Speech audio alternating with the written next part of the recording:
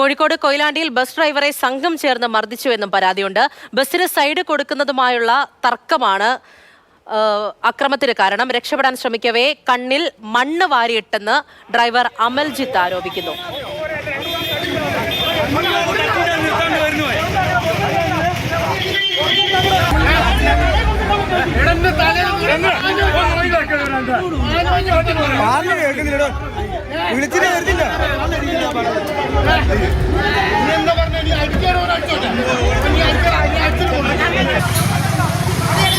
ഇംതിയാസ് കരീം തന്നെ ഈ വാർത്തയുടെ വിവരങ്ങൾ നൽകും. ഇംതിയാസ്, എന്താണ് സംഭവം? ആരാണ് ഈ ബസ് ഡ്രൈവറെ മർദ്ദിച്ചത്?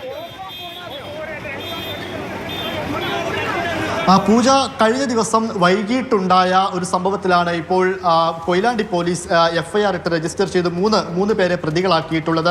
അതായത് ഈ ഡ്രൈവർ പറയുന്നത് പ്രകാരം നമുക്ക് ആ ദൃശ്യങ്ങൾ തന്നെ വ്യക്തമാണ്. അതായത് കോഴിക്കോട് കൊയിലാണ്ടി റൂട്ടിൽ സ്വകാര്യ ബസ് ഓടിക്കുന്നയാളാണ് അമൽജിത്ത് എന്ന ഈ ഡ്രൈവർ.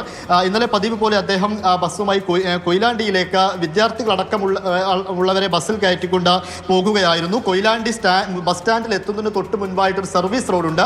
അവിടെ ബൈപ്പാസിൻ്റെ ഒക്കെ പണി നടക്കുന്നത് കൊണ്ട് ഈ സർവീസ് റോഡിലാണ് ഇപ്പോൾ വാഹനങ്ങളൊക്കെ പോകുന്നത്. ചെറിയ റോഡുമാണ്, വീതി കുറഞ്ഞ റോഡുമാണ്.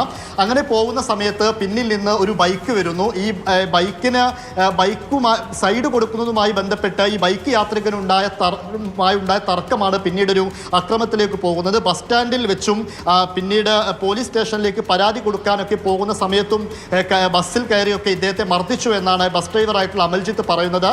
അതായത് ബസ്സിൻ്റെ ഡോറെല്ലാം വലിച്ചു മാറ്റിക്കൊണ്ട് അകത്തേക്ക് കയറി മർദ്ദിക്കുകയായിരുന്നു. തലയ്ക്കും കഴുത്തിനുമൊക്കെ മർദ്ദിച്ചിട്ടുണ്ട്. അതേപോലെ തന്നെ ബസ് കണ്ടക്ടറായിട്ടുള്ള നാസറിനും ഇതിൽ പരിക്കേറ്റിട്ടുണ്ട് എന്നാണ് ഡ്രൈവർ പറയുന്നത്. പിന്നീട് ഇദ്ദേഹം പോലീസ് സ്റ്റേഷനിലേക്ക് പരാതി കൊടുക്കാൻ വേണ്ടി ബസ്സുമായി പോകുന്ന സമയത്ത് ഒരു സംഘം ആളുകളെത്തി. അതായത് ഈ വാഹനം ഓടിച്ചിരുന്ന അജ്മൽ എന്ന് പറയുന്നയാളും അദ്ദേഹത്തിൻ്റെ ഒപ്പം കുറേ ആളുകളുണ്ടായിരുന്നു, സംഘമായിരുന്നു.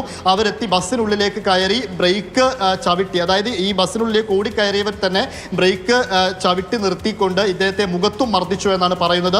പിന്നീട് ഇദ്ദേഹം ബസ്സിൽ നിന്ന് ഇറങ്ങി ഓടി രക്ഷപ്പെടാൻ നേരം നിലത്ത് നിന്ന് മണ്ണ് വാരിയെടുത്തുകൊണ്ട് ഇദ്ദേഹത്തിന്റെ കണ്ണിലേക്ക് ഇട്ടെന്നും പറയുന്നു.